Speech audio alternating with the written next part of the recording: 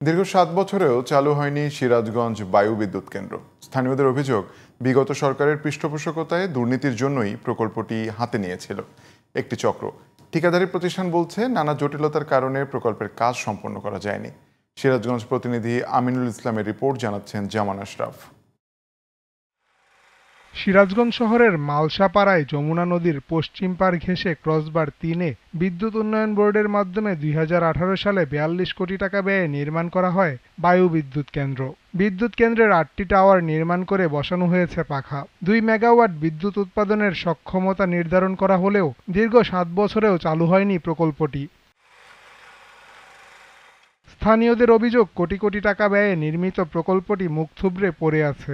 এই কেন্দ্র থেকে বিদ্যুৎ উৎপাদন হবে কিনা তা নিয়েও সংশয় প্রকাশ করছেন তারা। শুধুমাত্র দুর্নীতি করার উদ্দেশ্যে ৪২ কোটি টাকার এই প্রকল্পটা হাতে নেয়। এখানে কাজ ধরার পরে আজ অব্দি আমরা যে চায়নাবাদে বিভিন্ন সময় ঘুরতে ফিরতে এখানে আসি, কখনো দেখি না একটা পাখা বন্ধ ঘুরে।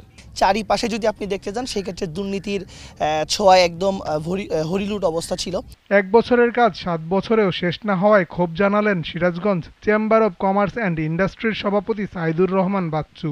এই প্রজেক্ট রেখে যেন পালিয়ে যেতে না পারে, যেহেতু এটা সিরাজগঞ্জের প্রজেক্ট, এই সিরাজগঞ্জের প্রজেক্টটি পূর্ণাঙ্গ বাস্তবায়ন করে তারপরে তাকে এখান থেকে চলে যেতে হবে। কিছুদিনের মধ্যে বিদ্যুৎ কেন্দ্রটি চালু করা সম্ভব হবে বলে জানিয়েছেন ঠিকাদারি প্রতিষ্ঠান সংশ্লিষ্টরা।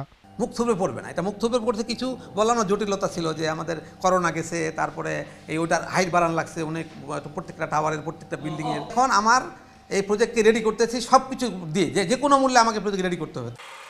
জামান আশরাফ, জিটিভি নিউজ।